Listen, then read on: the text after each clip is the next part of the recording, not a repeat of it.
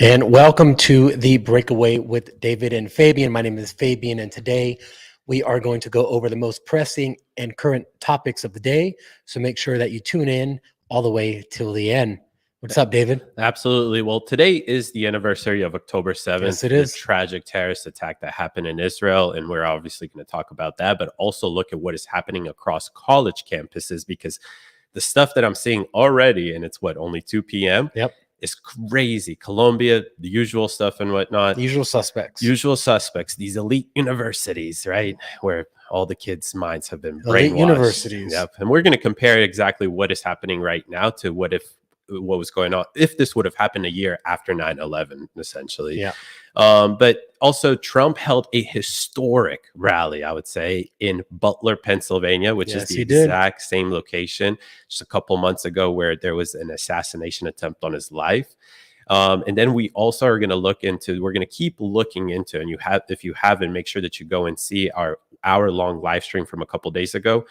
The whole thing with Hurricane Helene, the impact of it, specifically in North Carolina and Tennessee, because Kamala Harris, who's right now running for president, who is currently the VP, ditched hurricane victims to go on a very viral, popular podcast. Popularity over substance. Right. But with that, let's go ahead and just start with October 7th. And in the meantime, why don't we cue in a couple things? But let's get this on here. So today is the anniversary of October 7th. Oh, popped off. There we go. Today's the anniversary of October 7th. And if you don't know October 7th by now, you probably should. There was an incursion into Israel's land on October 7th last year, where terrorists from a terror organization, this is a designated terrorist organization, Hamas, entered Israel and slaughtered 1,200 Israelis indiscriminately. You could have been a Thailand worker there on a visa, you were slaughtered. You could have been an Arab Muslim, you were slaughtered. They weren't just targeting Jewish people or people that are in Israel or living in Israel. They were indiscriminately killing everybody that they could. And since then, there's been, one of the biggest, I would say, response that we've seen in modern terms, just like much actually, what we saw after 9/11 in terms of Israel waging a just war on the terrorist organization in Gaza. And that has went over to several different fronts. Now, Israel is being attacked by 7 countries and 7 different fronts. Iran is directly attacking Israel. This is historic because usually they target them through their proxies. And now 12 months later, a year after this happened, what are we seeing across college campuses? Can you take a wild guess? So I would say it's the same things that I saw when I visited the UCLA pro-Palestine protest 6 months ago, or however long it was ago now.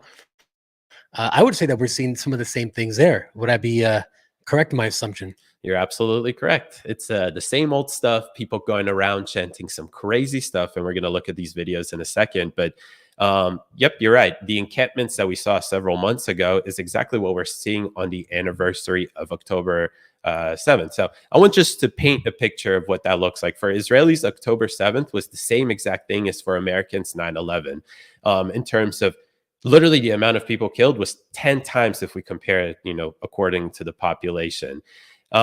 They've been, targeted as a country for essentially going to war afterwards, trying to take out any threat to them.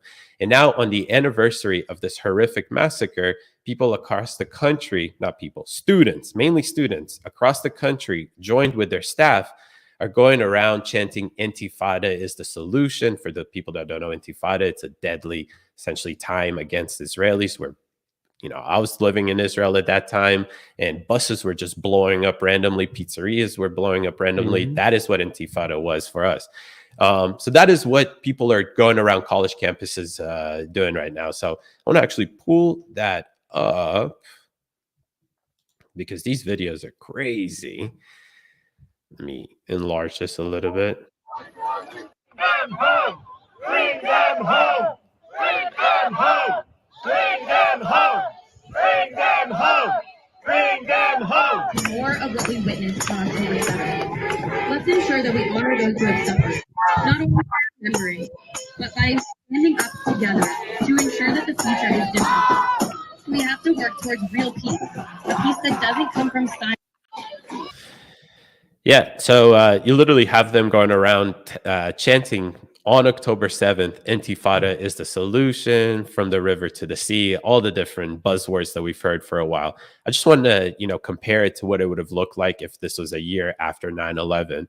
That means that students from Columbia University would have walked out of their classes and have walked right downtown New York City in their kafifas or whatever it is, chanting that Al-Qaeda was right, Al-Qaeda was justified, essentially shitting on 9/11 victims. And I know Americans would have not had any room for that. And I know a lot of Americans don't have any room for any of this stuff that's happening across the campuses. People who are not Jewish, people who are not have any attachment to Israel, they're calling this stuff out. It's really disgusting, essentially. But I can't believe this is happening across college campuses.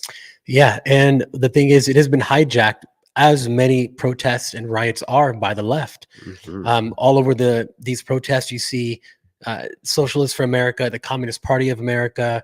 When we go to Georgia State University and some other universities, you see signs all over: sign up for the Communist Party. We need to fight these oppressors. So Israel has now been put in the realm of oppressorships. Yeah. When I mean, for the last thousands and thousands of years, they have been the oppressed, but now they're the oppressors. Now they're the oppressors because they have a state, because they have some weapons to defend themselves. So you do see this infiltration from communists into these young students, which we know they always go after at the universities because they're very susceptible to a worldview that wants peace. But the way that they tell them that they can come about this peace is that we have to destroy the system, because ourselves here in America, we're an oppressor, we're a hegemony around the world. And the only way we can fix that is to break down from the inside out, which is why they're starting with universities. This has been a very, very long plan. They call it the Long March to the Institutions. It's what Mal called it. And we see that happening all over college campuses right now with these students. So unfortunately, in 5-10 years, they're going to be different people out in the working world and say, why the hell did I do that? But unfortunately for them, with so many videos out now and everyone having a cell phone, those things are going to be around forever. Isn't it funny how they somehow started to label Jews as the oppressors? All right. It's funny. There's about 12, 15 million people who are actually Jewish in the whole world. And they have a tiny, tiny state in the Middle East. There's only one Jewish state. And it's not even a Jewish state, really, because it's not even built on a theocracy or something like that. And somehow that they're oppressing people. What that is just an extension of this neo-Marxism that we see being, taught across these college campuses. It makes sense at the end of the day why we're seeing so many Columbia University protesters, is because the educators are essentially educating them critical race theory. And from what we understand, critical race theory is an extension of Marxism. It's a different version of it, where they're teaching them that anybody that possesses this trait of white, you don't even have to be white. You just possess a trait of white or act white, or what they call whiteness, right? Whiteness, yep. That has to be abolished. Instead of property being abolished, that trait has to be abolished. And they look at Israel as something that they can fit into the same group as white people. The most interesting thing to me out of all of this is the people on the right that don't recognize that actually fall for that and somehow join the anti-Israel crowd. Don't you understand that you're essentially engaging in the same thing that the left engages against white people? It's just that this time you're buying into the identity politics game of it, the critical race aspect of it, and are targeting a certain group with this rhetoric. It's crazy what's going on. Yeah, and they even say whiteness is a form of property. So this is what these postmodern Marxists say, that whiteness is property, so you have to abolish property.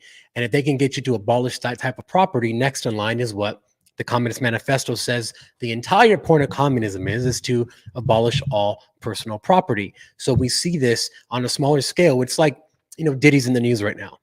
And he said that Russell Brand was even talking about this. They got an interview of Russell Brand when he was before an event. And he said, the thing about Diddy is that he'll ask you for a favor. And then if you do it, then he'll ask you for a bigger and bigger and bigger favor. So this is exactly what they're doing. They say, look, you're a white person, or you espouse Western values. You need to get rid of that. That's your property. You have to get rid of that, abolish it, become part of us, and then fight whatever we tell you that's the next version of that personal property or that whiteness or whatever it is that they want, because then you can create zealots who stop thinking from themselves and only take orders from the top of the organization, and then they can just steer you in any direction they want you to go, because once you've abolished your own whiteness, that's your identity, and you have no identity, then what do? What group do you go to? You go to them, and they tell you what your next identity is going to be. No, exactly. And people that think that this is just a bunch of rhetoric or whatnot, go read a lot of the critical race theory's own books, right? Like Kimberly Crenshaw, Carol Anderson, for example. They actually all self-proclaim themselves to be part of this movement or these ideals. And they again, there's a reason why you're seeing majority of the people that go out and engage in this kind of activity. For example, what is happening today across college campuses on the anniversary of October 7th, it has much to do with the educators, the people who are educating them. We see that in Matt Walsh's movie, What is a Woman, where people who are educating people teachers who are educating students about women's studies can't even explain to you what is a woman, and get triggered when you're asking them what is a woman. These are the same exact people that are sitting there and also propagating some of the most anti-white rhetoric with critical race theory and whatnot. And now they've been able to tie that against maybe not Jews specifically, but specifically the state of Israel. I mean, think about it. If you're a Marxist, you need an oppressed class. And where do you go to find that oppressed class? Sure, you can go to Africa or Asia, right? But to destroy Western society, you need someone that is being oppressed by the Western country, or a Western civilization, rather. And the best example they can have is the Palestinians, because they're living right next to a westernized power of people with, sure, their white skin, but it's really their whiteness is what bothers them. They can do the same thing in Africa. They could have done this for the last 10 years in China with the Uyghurs that are being oppressed. They're also Muslim, that are being oppressed by the Chinese government. Why don't they do that? Because the Chinese government is already communist. So you're not going to attack someone who is your version of the world that they want to see here.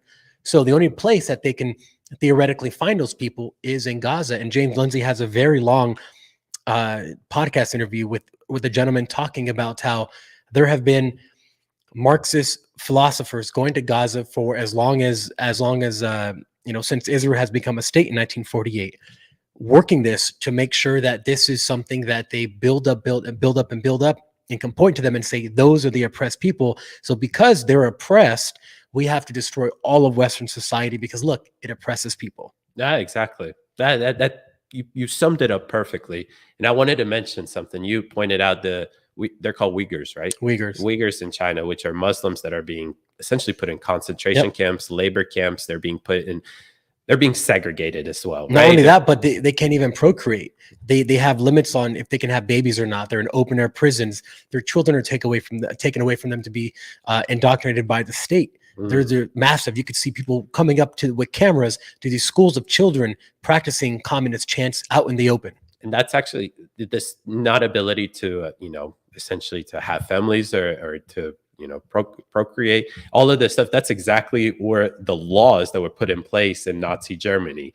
We didn't hear anything about that, right? Nope. Now, what if I told you that a lot of these organizations that pay these students to go do this stuff, they're actually even funded by like I can literally tie you CCP agents putting fronts for organizations that then pay this stuff, like Code Pink. Code Pink is that organization. It's a lady, Benjamin something, her last name is, it's funny enough, but she goes around terrorizing congressmen and whatnot and funding all of these groups and whatnot. Her organization is funded by an individual that is a prominent member of the CCP. He goes to CCP forums where they learn how to control communication and how to use certain groups to be able to influence American voters or overall, soy discourse and American stuff. So wow. It's crazy. Yeah, and I just pulled it up here. Code Pink: no escalation, no war with Iran. Code Pink: 1 year of genocide, 1 year of resistance. And I guess I'm assuming this is geared towards women. Hence Code Pink. I don't know what the Code Pink means. So Justice for Palestine. It's a left-wing anti-war organization registered in the United States. It focuses on issues such as drone strikes, Palestinian statehood, Iran nuclear deal, and human women rights in Iran and Saudi Arabia. So that's, it always sounds fantastic and whatnot. So I forgot exactly because I broke it down and I did all the stuff for it, but they are funded by CCP, like directly tied to a CCP, somebody that's prominent among the CCP. Yeah, and I'm sure that's the case for most of our media at this point. This is why you don't hear anything critical of China. I mean, you hear more things critical of Trump, who's literally was already president, than you do of the Chinese segregating millions and millions of people, the Uyghurs, which are Turkic-speaking Muslim people in Western China. They have a massive piece of land that they just have them on, and they can't do anything. They're all monitored. They'll have social credit scores. They're slaves. They're basically slaves, but no one ever speaks about this. And I even know that President Biden actually mentioned them in one of his debates early on a few years ago. Yep. So that was actually interesting hearing it come from his mouth, because you don't hear it coming from anyone else's mouth, especially the media. I have it for you, the exact stuff about Code Pink. So the founders of it are Media Benjamin and Jody Evans. Code Pink's stated goal is that it's a feminist organization with a proclaimed goal to end American misogyny and imperialism and redirect those resources towards abortions and green jobs. Jody Evans, she married Nal Singman in 2017. In 2017, as a self-proclaimed socialist and revolutionary, continuing to serve as the president of the board of Code Pink, you have gone on the record refusing to criticize any policy of the CCP. Nonprofit records show that since 2017, about a quarter of Code Pink's donations, more than 1.4 million, have come from two groups linked to Mr. Singman, her husband. The New York Times extensively detailed how, over a similar time period, your personal opinions and Code Pink's positions on China have both shifted to more closely align with CCP's agenda. So that's one thing, right? So 25% of Code Pink's funding comes from a group connected to Singman. Code Pink is part of a lavishly funded influence campaign that works closely with the Chinese government media machine to promote the agenda of the CCP. Nal, the husband who funds all this stuff, lives in Shanghai, China, and photos of him show him regularly meeting with officials from CCP, including at a CCP propaganda forum. Code Pink website states that China is not our enemy. The People's Forum received $20 million from the United States Community Fund. United Community Fund is one of Singman's nonprofits, which serves as a front to funnel money into organizations like the People Forum. And one last thing, an organization with ties to the Chinese Communist Party helps organize a massive anti-Israel student walkout with the support of a Brooklyn parent council, and even filmed student participations to use it in its propaganda channel. Who funded that? The People's Forum. That is Nal Singman. So basically, just to explain this in short, there's a lot of organizations that rally up a lot of the students and promote to them the idea to go and protest Israel, to walk out on October 7th from their classes and to chant these crazy things and whatnot. We'd associate this stuff with useful idiots. But behind the scenes, there are actors who have an interest behind this. And for some reason, majority of the time, it is either tied to the CCP or Qatar. Qatar, we understand why, in terms of being able to promote Islamic fundamentalist interests there. But the CCP is interesting here, and I think you're somebody that knows a lot about that. They want this kind of destabilization. They want to see this clash of ideas happening on college campuses like that. Yeah, absolutely. They want the destruction of America to become the world's unipolar hegemony, and the more that they can destroy us, the more they can seek their talons, dip their talons into other countries, such as Nicaragua and other countries that are becoming all of a sudden randomly so safe. And you're like, how is it that these countries can become so safe? No one's talking about this either. You know, you have people touting El Salvador for being such a safe country. And yeah, that's great that it's safe and people aren't dying or being, trafficked or overdosed by the drugs brought in from the MS-13. But how is it that happened? And then you go and you look, when you hear that they donated tons of buses for public transportation. They're sinking tons of money in El Salvador. They're building libraries, these super modern, beautiful, huge libraries. And the other thing that they're importing is their technology, their facial recognition technology, all the stuff that they have in China already to surveil the people of China and a coming social credit score for El Salvador, I'm assuming at some point.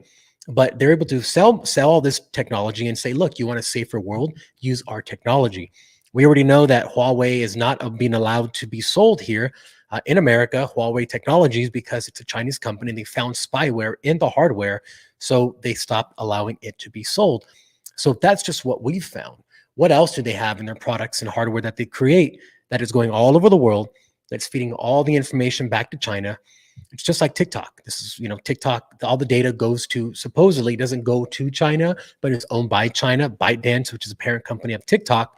So we know all that data is going there. So they're making massive data sets, even bigger than the US government has, I assume, maybe with some operations they have that we don't know about. But they have the world's best Venn diagram of every single person in America.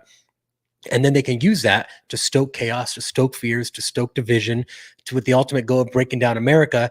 And I believe they're infusing this climate change narrative into America so that we destroy ourselves with this degrowth communism crap, while they get to pollute more and more and do whatever they want, but no one turns an eye to them. Everyone's focused on ourselves. And now we have to drink out of paper straws. Go figure. Go figure. Before we leave this topic, why don't we just briefly show this? This is the Twitter feed regarding Columbia University. So students going around essentially abusing people that are there for October 7th. They're screaming that this is what you get for genocide, calling Israelis Nazis, or people supporting Israel Nazis, all this stuff. That's exactly what is happening on the most prestigious college campuses right now. People pay $100,000 a year to go get indoctrinated at. That's a good business model. People pay you $100,000 a year to be indoctrinated, and then you turn them into zealots, and then they still donate after, because you say, oh, now you got to be a booster for the school. You need to go and help the school reach more people. So the universities they were always a place of activists, but now we're just seeing it more pronounced, especially in the last few years, because, unfortunately, there have been smart people, but devious people who have worked out how to indoctrinate people in education. Paulo Freire is one, the Brazilian Marxist educator who wrote The Pedagogy of the Oppressed, where he said, we need to indoctrinate kids. School needs to be about politics. We need to indoctrinate children young, make them activists so that they can go and do praxis, meaning be lifelong activists to do the work, as Matt Walsh says. Do the work. You got to do the work to get rid of your whiteness. Do the work. Do the work. All right, Fabian, let's go ahead and switch topics. Let's talk about the historical rally that unfolded in Butler, Pennsylvania. What a great day it was 2 days ago. It was. And I actually made a video about this. So Donald Trump revisited the site where he was almost assassinated, and he did it just months after it happened. Now, he brought along a guest with him, someone named Elon Musk. You may have heard of him. And he came out on stage and he endorsed President Trump again, which he did a few months ago. Came out and he talked about the importance of registering to vote and getting everyone to vote. And Elon Musk is of the conscious that if we lose this election, that it may be the last election that we have, because and also the last time that we'll have actually the First Amendment freedom of speech, because we've seen it being attacked left and right, and not only in America but all over the world, Canada and elsewhere. We are literally the last country that has a First Amendment in the Constitution, the way it's written, that this is an inalienable right that we have. Given by God, and that no one can take it away. But now they're starting to chip away, just like they've chipped away at the Second Amendment and gotten all these restrictions and red flag laws and things. Now they're doing that, but for the First Amendment. So Elon Musk was he's of the mind that if we don't win this election, Donald Trump specifically, meaning he wants to win, that we may not have another election, that we may not ever be able to vote again, because our votes will be effectively washed out by the illegal immigrants that they're trying to give citizenship to. Many congressmen and state and senators have also said this, including Tim Walz and Kamala Harris, that we need to make a fast track towards citizenship for all people. They say for all people, and they specifically said for all people for a reason. So they don't like using terms anymore. No, they can't get very specific, because then they can really hone in on it. Exactly. Well, first of all, I think the speech and the rally in general, the rally was incredible and really refreshing to see, because at some point you see the same rally, right? And essentially the same speeches and essentially the same hype. But here, something was completely different. And obviously, it being in the same spot after just a couple of months ago, somebody tried to take a former president's life away, that is significant on its own.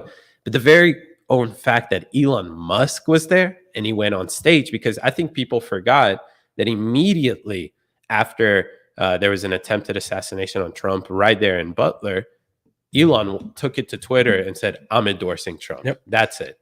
Right. Right So after. before that, he was kind of like, everybody knew he was probably more conservative just based on the freedom of speech aspect of things. And you could tell that things were worrying him, like perhaps an intentional or intentionally allowing migrants to come into the country unvetted, overwhelming the welfare system and whatnot. All of that led him to be obviously pretty pro-Trump, but he wasn't vocal about it, and he definitely wasn't public about it.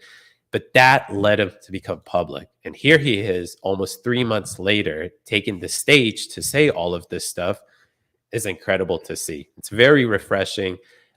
Couple that together with RFK Jr. after the attempted assassination, also coming out and supporting him, Tulsi Gabbard supporting him. Essentially, you're building a squad in a new movement, I would say, that is way better than 2016 could ever be or ever was. Yeah, and it's great to see that. And they're all ex-Democrats. So that should tell you something about the party, how far they've shifted to the left.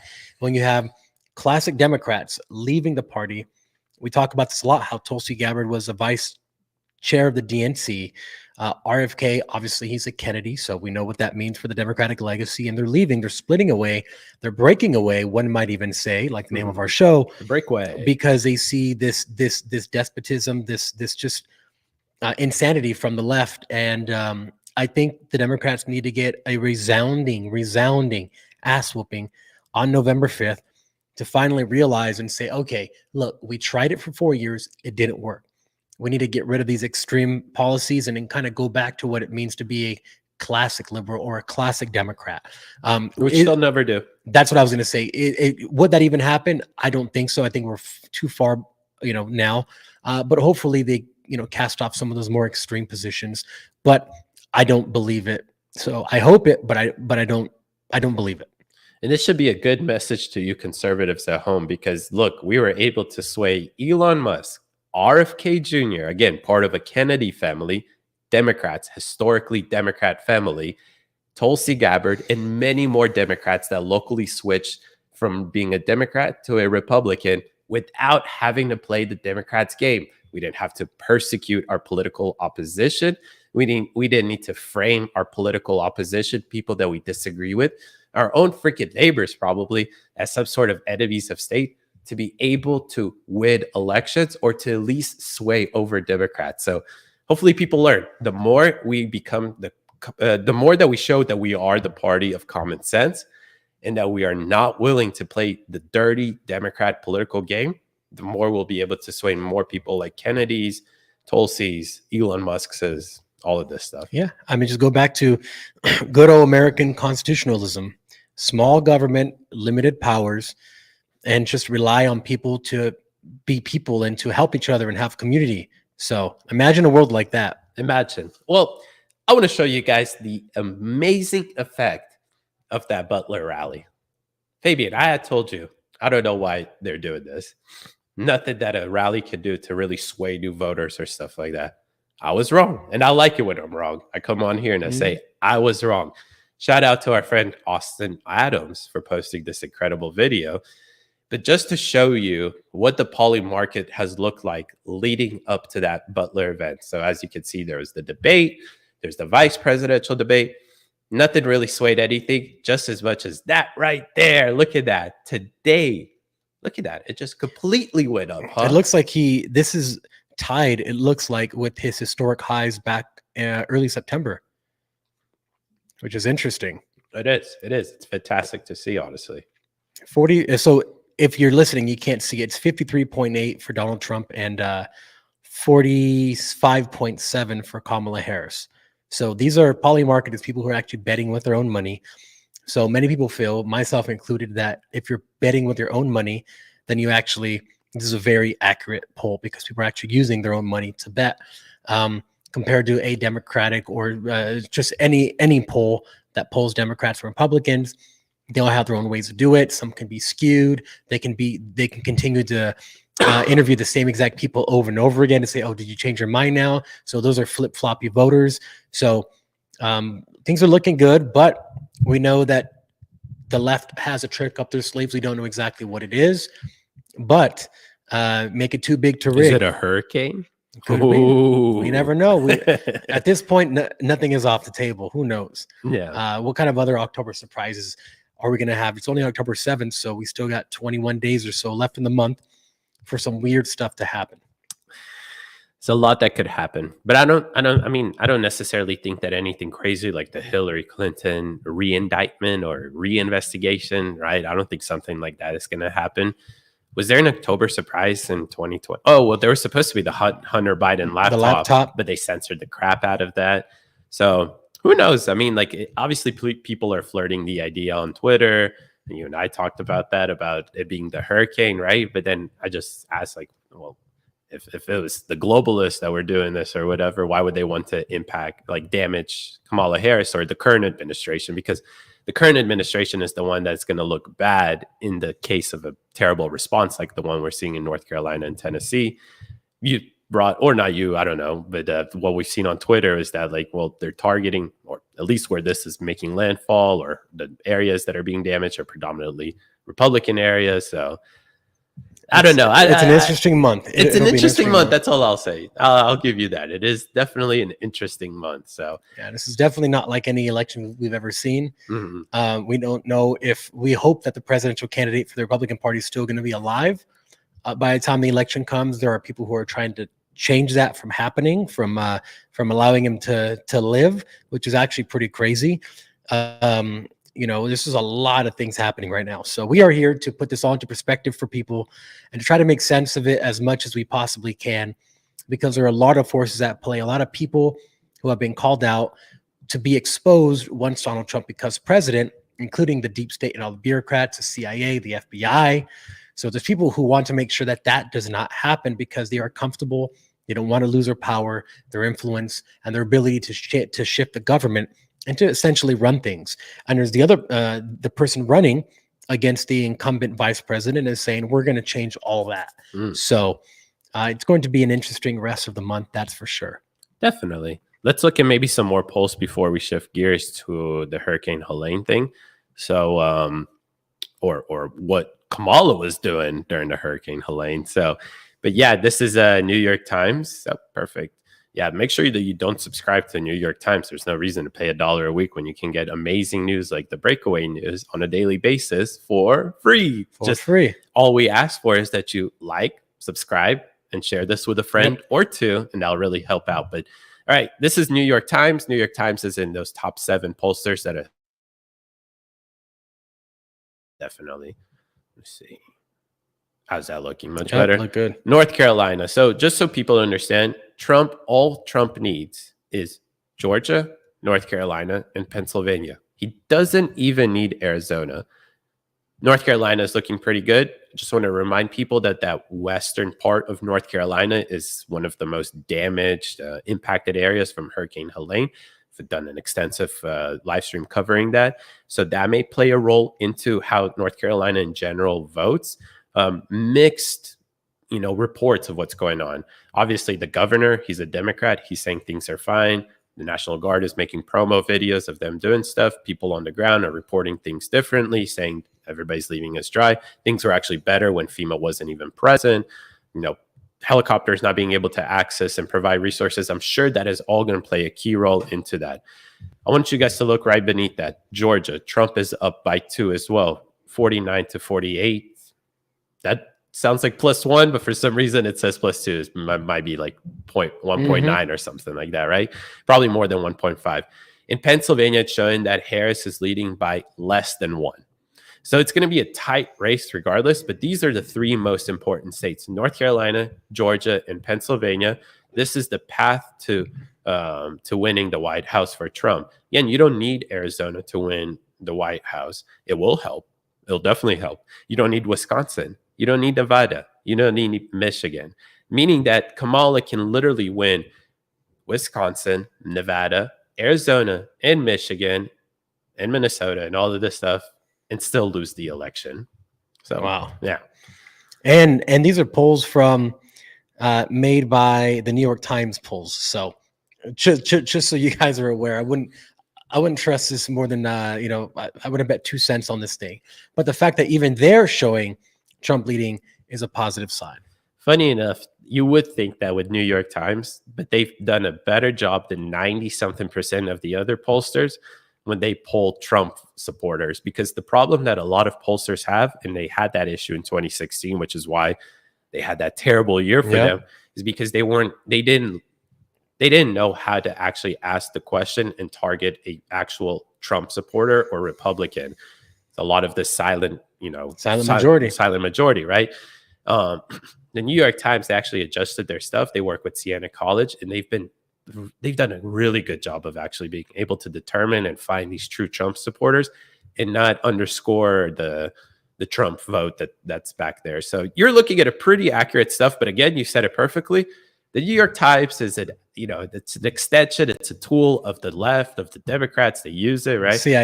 The CIA. So they they could definitely be manipulating your perception here. Absolutely. Don't trust polls at all. Yeah, I mean, the thing is, when it goes to polling, if you think your candidate's definitely going to lose and he's losing by a wide margin, you're not going to go vote. Why would you? They're going to lose anyway. Save yourself the trouble of having to go vote. So the closer they can make it or make it seem that it is, the closer that they can make it seem that it is, then the more people will go out and vote, because they say your vote really matters. Make sure you go vote. So it could be something like where they just want people to go vote, regardless of which side it is. I do think everyone should go vote. I can't believe only half the people that are registered typically go vote on a presidential election. Half the people, that's really bad.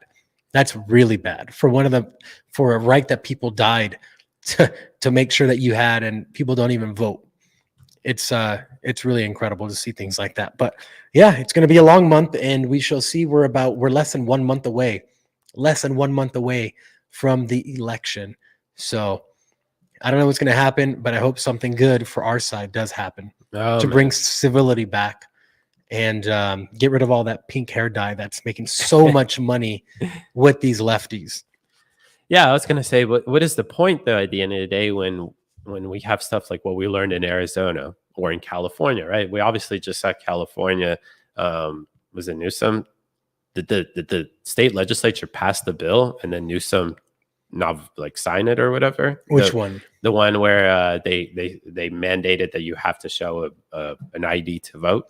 No, that's passed. That passed. So that you don't have to show an ID. That you don't have to show. Yeah, okay. Yeah. So maybe a month ago, I would say that's weird. But now, after I learned what happens in Arizona, I say, well, this is part of a bigger plan, right? And I don't think too many people know that. And I was just trying to find that form. I think we'll just do a live stream one day where we show people the registration form. But in Arizona, you can literally, and this is in 30 other states, you can sign up to vote just in the federal election, just for Kamala or Trump, without providing any proof of any sort of citizenship. Now, when you register, will you actually be added to the voter rolls? We don't know. But neither do the lawyers that we talk to. Nobody can actually verify that doesn't happen.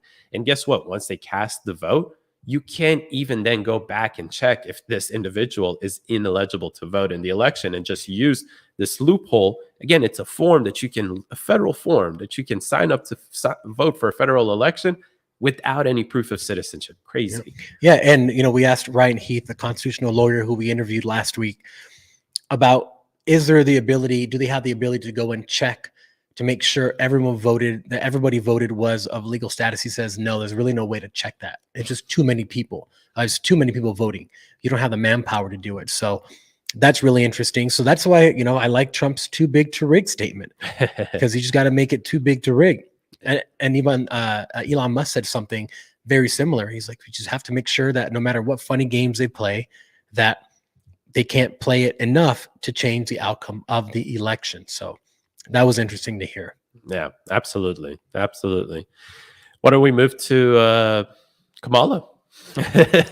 Kamala. Well, Kamala Harris. Kamala. Kamala. Chameleon Kamala.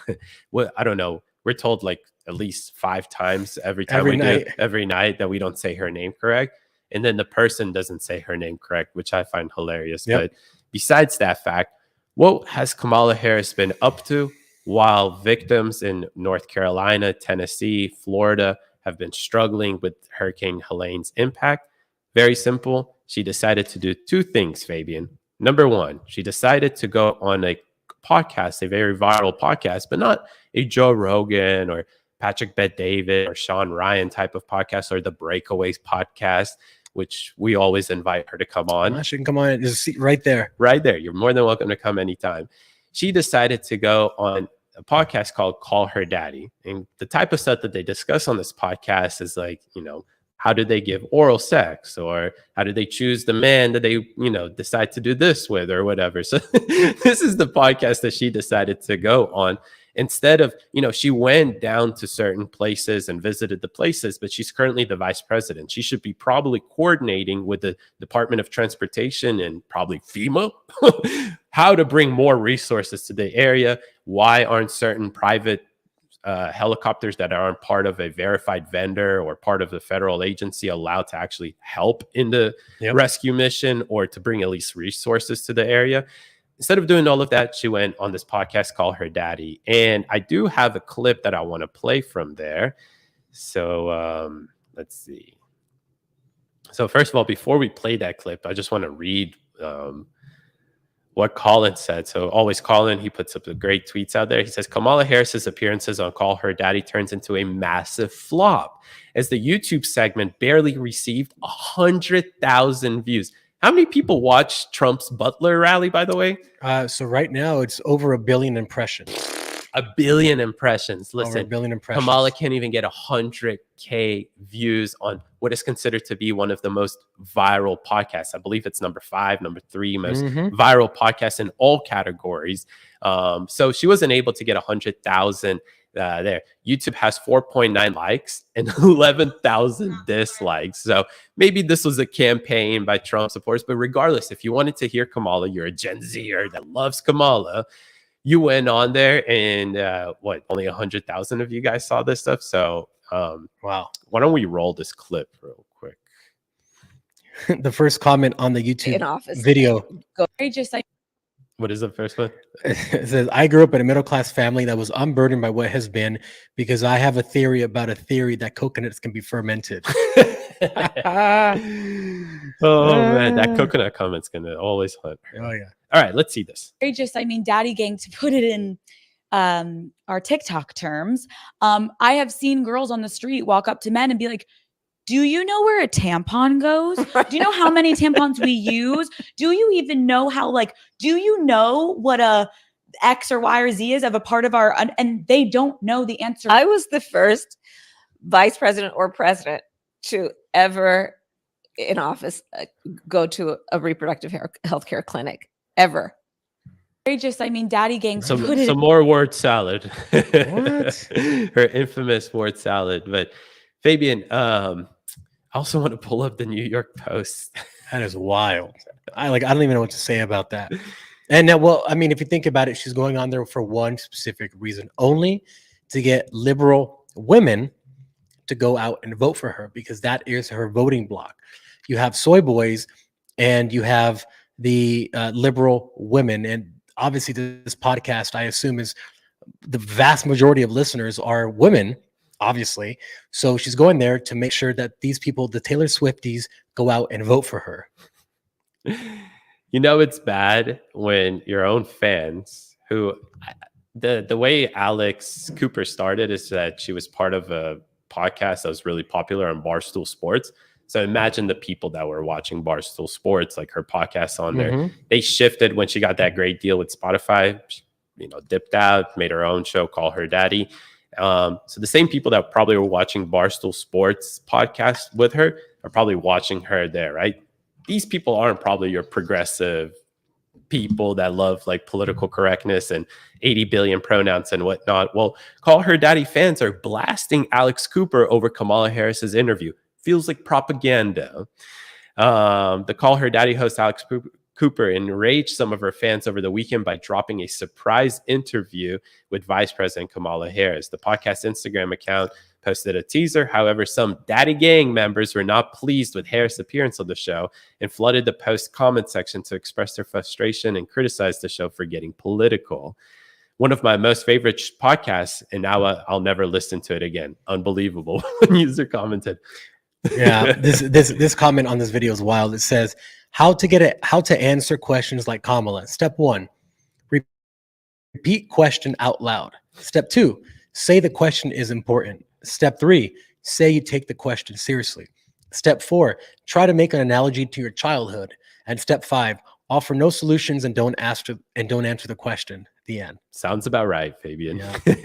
Well, okay, so that was the first thing, right? So she went on this viral podcast called Her Daddy. I don't even know what she talked about. Let her talk, though. The more she talks, the worse better. she is in the polls. I just literally got a text from my buddy saying that Trump got a spike in polls after the Kamala Call Her Daddy interview. So, I mean, let her go on more podcasts. Let her expose the world how much of an imbecile she really is.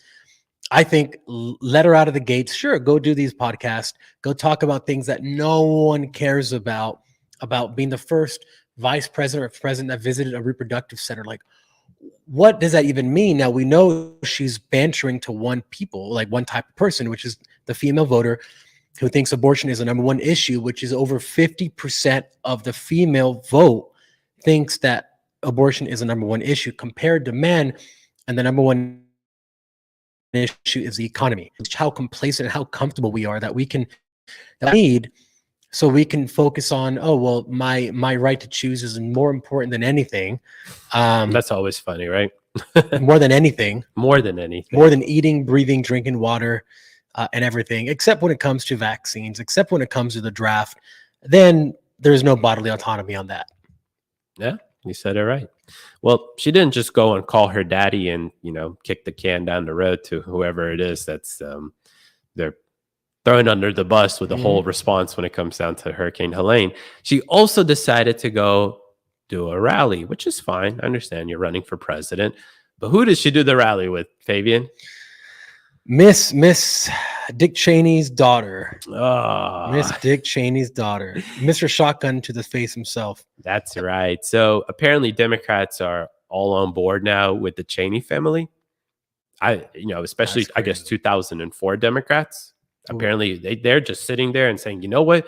In 20 years, I hope that the candidate that's running for president to represent the Democrat Party is going to accept the endorsement of Dick Cheney and his daughter, Liz Cheney. Mr. Neocon. Mr. Neocon. They only did that after Liz Cheney called them out for being radical, called out Kamala Harris for being radical like 100 times. Yep. And the New York Post, labeled all these various examples of it doing that in 2019 in April during the Wyoming Republican. The Wyoming Republican mocked Harris, then a candidate for a Democrat nomination, for saying in a CNN town hall that Americans should have a conversation about whether convicted felons should be permitted to vote. She's criticized Kamala Harris every single time. As many times as Democrats have came out and called Dick Cheney, the problem of all America in terms of war and stuff like that. Wow. But now suddenly they endorse it. They love it. They want them. Well, check this out. On that page there, if you can scroll up a little bit right there, it says, even after the January 2021 Capitol riot prompted blah, blah, blah. She ripped Vice President Kamala Harris as a radical liberal who sounds just like Karl Marx. So, I mean, look, when you have no dignity, when you only care about power and money, you will say things about someone like this and then go and then support them.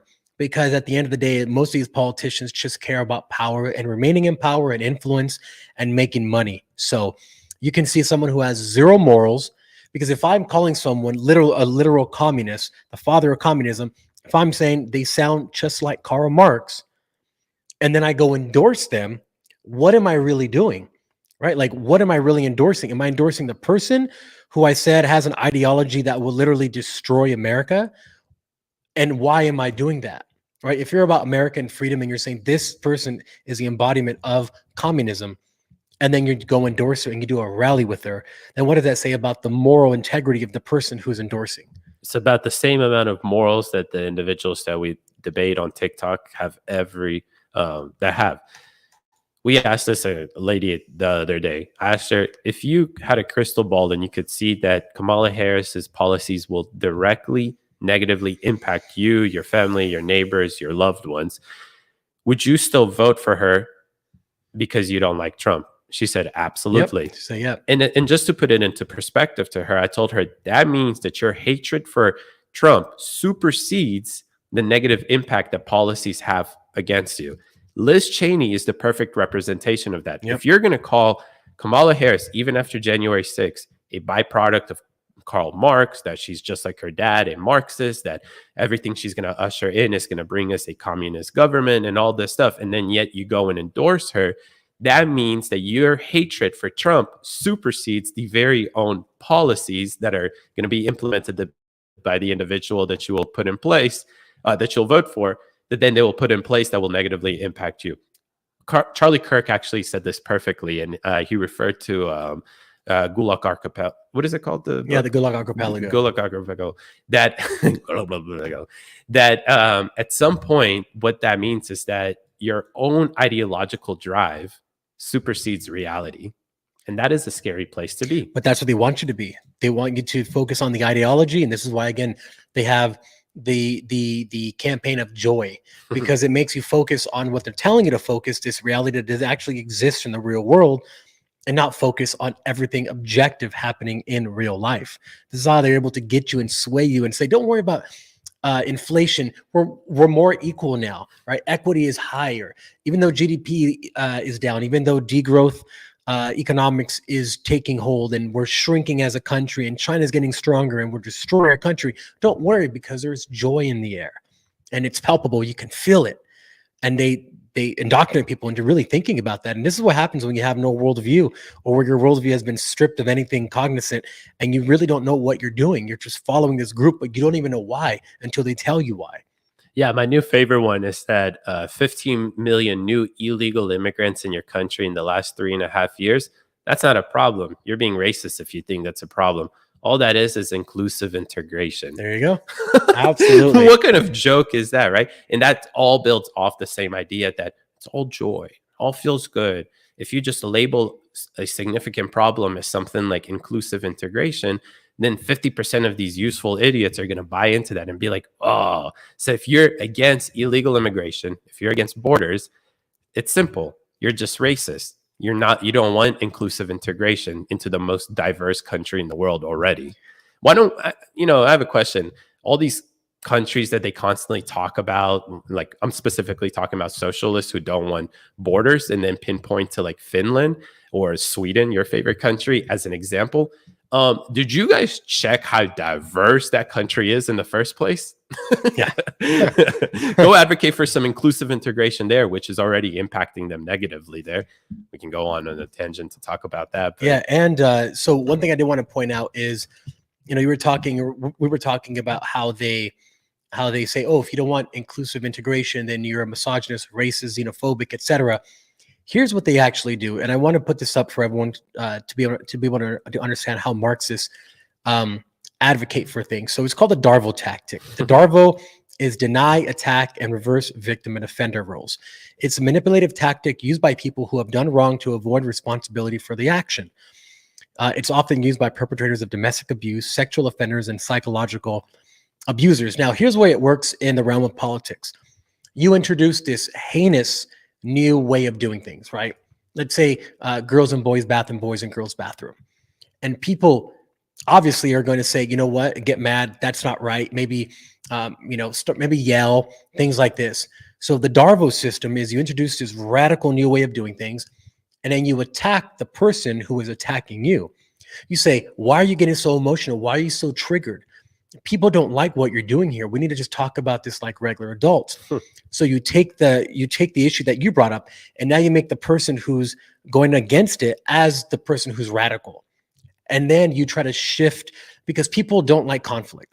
Most people will settle for peace over conflict. So if the peaceful resolution to that issue is to just allow it to happen, just to settle things down, and this person screaming no, the person using Darvo is going to say, look, why are you being so radical? Look, the people are okay with it, guys. Don't you want a peaceful resolution of this? This is the Darvo method, because you deny. That's not what's happening. What's the problem is your inadmissibility to that this is a new norm. You're the outcast. You're the outlier. And everyone can see it here. You reverse the victim and oppressor role. So first, I'm the oppressor because I'm saying allow your daughter to have boys come into the bathroom. But then you switch it. No, you're oppressing me. Like, you're oppressing all these people who want to just be able to exhibit their free right to use a girl's bathroom. Exactly. Why are you being so extremist?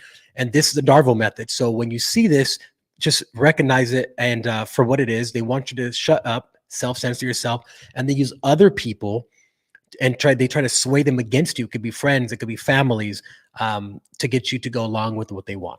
Yeah, and we see that literally every single time. Not every single time, but majority of the time that we debate these, Kamala supporters or whatnot, they engage in this tactic where they will flip the script on you like that. And it's absolutely crazy.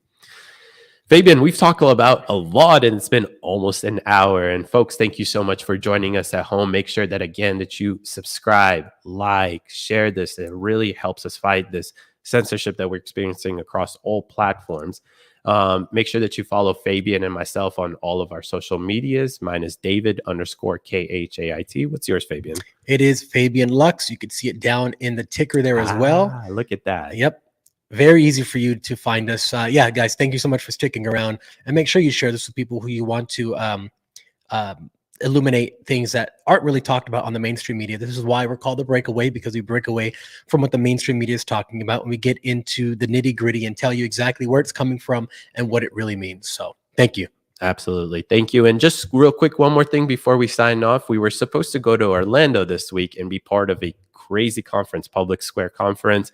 We had even a booth there and we were going to be part of Media Row. We were probably going to be able to interview some cool people, statesmen, maybe even Tucker Carlson. Who knows what would have happened there? But fortunately, that got canceled because of the hurricane. So we won't be going to do that anymore. But we are planning a very cool trip to an area that has been impacted by a hurricane. We won't give out too much details, but that should be enough tips to let y'all know what we're doing. So look out for that content. Look out for any live streams, because we may be live streaming from that place. And just in general, make sure that you follow us everywhere. Set a reminder, click for notifications, so you can always see all the crazy stuff that we're out and doing. And thanks for joining the stream, guys. See you guys.